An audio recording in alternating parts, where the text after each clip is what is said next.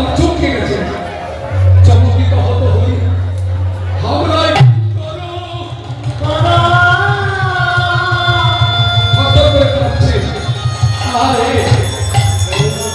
দেখুন ভক্তের কি মহিমা, ভক্তের ভয় ভগবান কাঁপছে না, বলছে আমরা কি বলো, তুমিও রাধারানীর চাকর আর আমিও রাধারানীর চাকর, তাহলে আমরা তো দুজনে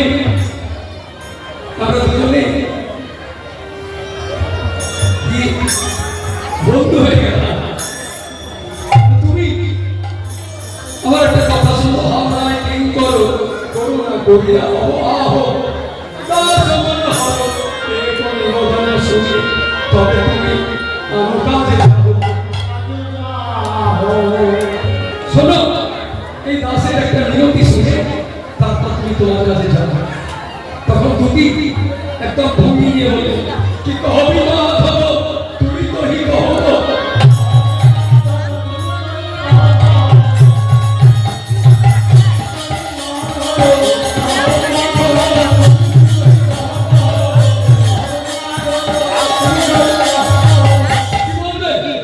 কি বলবে বলে ফেলো।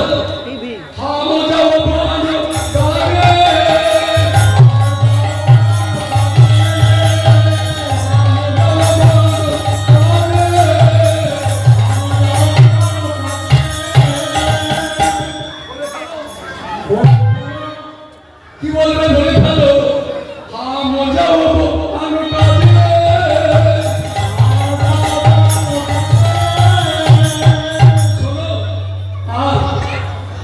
আচ্ছা, এই বনের মধ্যে আমি একজন নারী আর তুমি একজন পুরুষ, তো সঙ্গে বাত নহে মধু সমচিত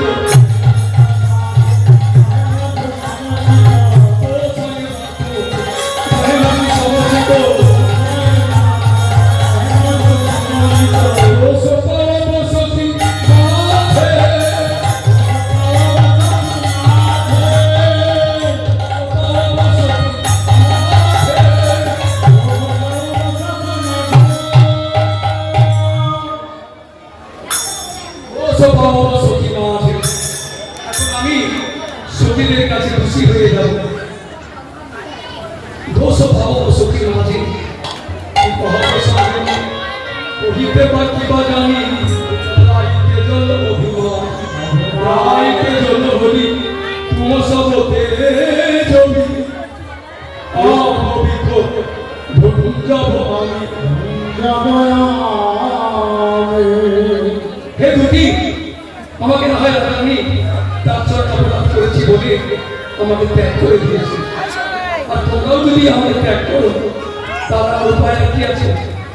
উপায় কি? সে পর্যন্ত অববিত ভুল যাব আমি, এখন আমি বেশি মরে যাব।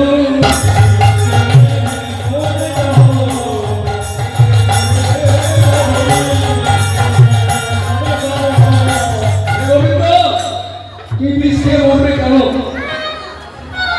চন্দ্রাবলী মুখ চন্দ্র সুদারস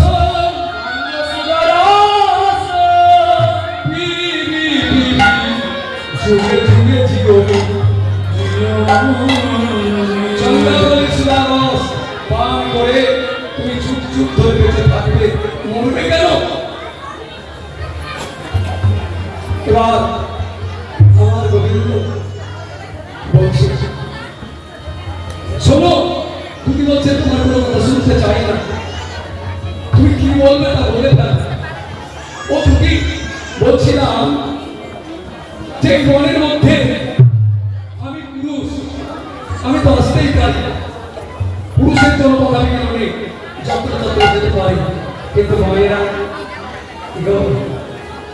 মায়েরা যেখানে সেখানে যেতে পারি না, মায়ের নিরাপদ স্থান ছাড়া যাওয়া উচিত নয়, কিন্তু সব স্থানে নিরাপদ আছে সেই জন্য মায়েদের খুব সাবধানে চলাফেরা করতে হয়। আচ্ছা, আমি তো পুরুষ, আমি বনের মধ্যে এসেছি, তো তুমি তো একজন নারী, একাকী, এই বনের মধ্যে কেন? কি উদ্দেশ্য নিয়ে তুমি এসেছো? ও গোবিন্দ, আমি কেন এসেছি জানো? আমি ফুল নিতে এসেছি।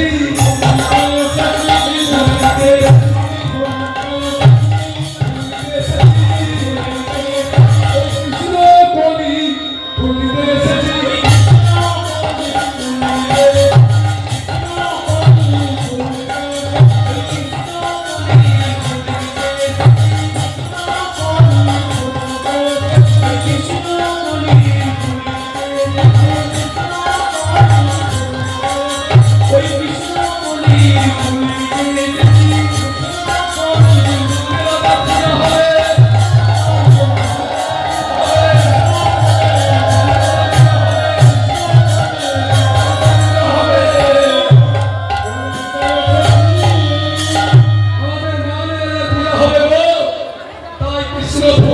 বৃন্দাবনে আছে। আমার প্রতি আদেশ, সমস্ত ফুলকে আগে চয়ন করে নিয়ে যেতে হবে, ওই মান রাজার চোখকে আহুতি দেবে। এই কথা শুনে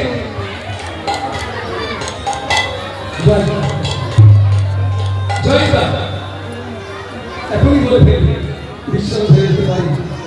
দেখুন, আরো একদিন বলেছিলাম যে আপনারা সমর্থ জবাবের কিছু পরিণাম সংকীর্তন যজ্ঞ অনুষ্ঠানে দান করবে। এই মহান যজ্ঞ অনুষ্ঠান একমাত্র আপনাদের ভক্তের এই অকৃপণ অর্থশরী সহযোগিতায় এত বড় অনুষ্ঠান হচ্ছে। তাই আপনারা আমাদের কমিটির কর্মকর্তারা, মায়েরা বা বাবারা ভিক্ষা ছুটি নিয়ে যাবে। আপনারা প্রাণ ভরে যে যত পারবে